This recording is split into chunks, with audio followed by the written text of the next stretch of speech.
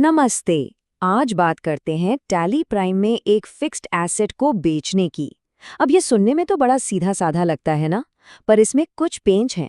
आज हम इसी पूरी प्रक्रिया को स्टेप बाय स्टेप समझेंगे और ये जानना किसी भी बिजनेस की फाइनेंशियल हेल्थ के लिए बहुत बहुत जरूरी है।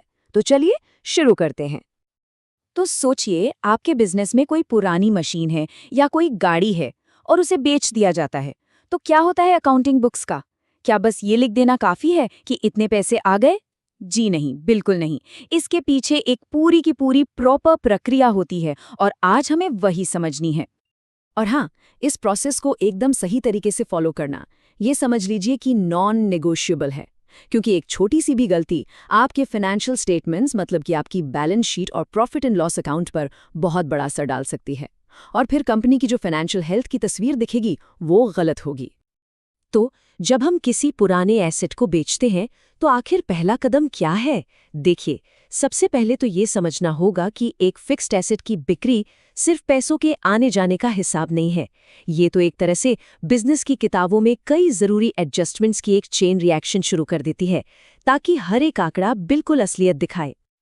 अच्छा, तो अकाउंटिंग की भाषा में इसका क्या मतलब है? सीधी सी बात है, फिक्स्ड एसेट की बिक्री एक ऐसा ट्रांजैक्शन है जिसमें कोई बिजनेस अपनी कोई लॉन्ग टर्म संपत्ति जैसे मशीनरी या गाड़ी बेच देता है। इसके लिए हमें रिकॉर्ड्स को अपडेट करना पड़ता है, मतलब बिक्री से कितने पैसे आए वो दिखाना और उस एसेट को किताबों से पूरी तरह हटाना। अब ये सारी बातें थ्योरी में तो ठीक लगती हैं, पर इसे असल में समझने का सबसे बढ़िया तरीका क्या है? एक केस स्टडी। तो हम भी यही करेंगे। हम एक मशीन की बिक्री का उदाहरण लेंगे और उसके आंकड़ों के साथ एकदम शुरू से लेकर आखिर तक के हर स्टेप को देखेंगे।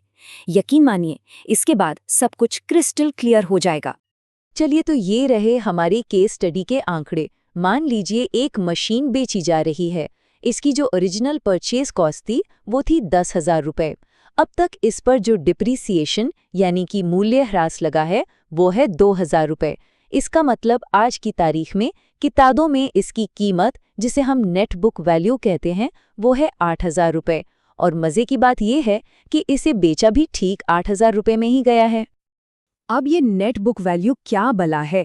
ये बहुत ज़रूरी चीज़ है। देखिए, ये किसी एसेट की वो कीमत होती है जो उसकी असल लागत में से अब तक का सारा डेप्रिसिएशन घटाने के बाद बचती है। बिक्री पर फायदा हुआ या नुकसान, ये तय करने के लिए ये सबसे सबसे ज़रूरी आंकड़ा है। ठीक है, तो अब तक हमने कॉन्सेप्ट समझ लिया। अब इसे एक्शन में लाने का टाइम है। चलिए देखते हैं कि हमारी केस स्टडी के इन्हीं आंकड़ों का इस्तेमाल करके टैली प्राइम के अंदर इस बिक्री को असल में रिकॉर्ड कैसे किया जाता है, बिल्कुल एक एक स्टेप करके। देखिए, ये पूरी प्रक्रिया सिर्फ 5 आसान से स्टेप्स में हो जाती है। पहला, सेल्स इनवॉइस बनाना। दूसरा, खरीदार की डिटेल्स डालना। तीसरा, फिक्स्ड एसेट को जोड़ना। चौथा, डेप्रिसिएशन को चेक करना। और पांचवा, बिक्री को रिकॉर्ड कर देना। तो चलिए पहले स्टेप से शुरू करते हैं। तो सबसे पहला काम, आपको टैली प्राइम में सही वाउचर पर जाना है। इसके लिए आप गेटवे ऑफ टैली से वाउचर्स में जाएंगे और फिर सेल्स वाउचर खोलने के लिए F8 की प्रेस करेंगे। हमारी एंट्री की शुरुआत यहीं से होगी। इसके बाद अगले स्टेप्स में पार्टी अकाउंट नेम में आपको खरीदार का नाम डालना है और फिर पर्टिकुलर्स वाले सेक्शन में आइटम की लिस्ट से उस फिक्स्ड एसेट को चुनना है जिसे बेचा जा रहा है। हमारे केस में ये वो मशीन है। अब आता है सबसे ज़रूरी हिस्सा, डेटा एंट्री का। क्वांटिटी डालनी है जो फिक्स्ड एसेट के केस में ज़्यादातर 1 ही होती है, और फिर रेट डालना है जो कि हमारा सेलिंग प्राइस है। तो हमारे उदाहरण के हिसाब से यहाँ हम डालेंगे 8,000 रुपए। अब बिक्री को फाइनल करने से पहले एक बहुत ज़रूरी काम करना है। हमें ये पक्का करना है कि एसेट पर लगा हुआ डेप्रिसिएशन यानी मूल्यह्रास बिक्री की तारीख तक एकदम अपडेटेड हो, क्योंकि यही आंकड़ा तो नेट बुक वैल्यू की कैलकुलेशन को इफेक्ट करेगा और उसी से तय होगा कि प्रॉफिट हुआ या लॉस। और अब देखिए टैली प्राइम का जादू।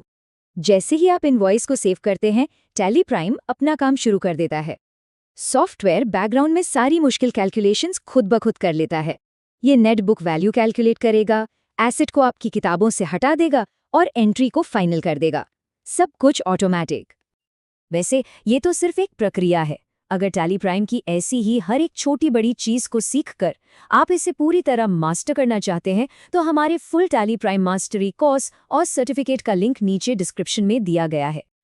चलिए, ट्रांजैक्शन तो रिकॉर्ड हो गया, लेकिन कहानी अभी खत्म नहीं हुई। अब आता है सबसे अहम सवाल, इस बिक्री का बिजनेस पर असल में क्या असर पड़ा? क्या हमें फायदा हुआ, नुकसान हुआ या फिर कुछ भी नहीं? इसका नियम बहुत ही सीधा और सरल है। अगर आपका सेलिंग प्राइस एसेट की नेट बुक वैल्यू से ज्यादा है तो आपको हुआ है प्रॉफिट, और अगर selling price net book value से कम है तो आपको हुआ है लॉस। Simple is that. तो अब अगर हम इस नियम को अपनी केस स्टडी पर लागू करें तो हम क्या देखते हैं? सेलिंग प्राइस भी 8,000 रुपये है और नेट बुक वैल्यू भी 8,000 रुपये, दोनों बराबर हैं। इसका सीधा सा मतलब है कि इस सौदे में न तो कोई फायदा हुआ और ना ही कोई नुकसान। ये एक ब्रेक इवन ट्रांजैक्शन था। ठीक है, तो हमने एंट्री भी कर ली और नतीजा भी जान लिया, पर काम अभी पूरा नहीं हुआ है।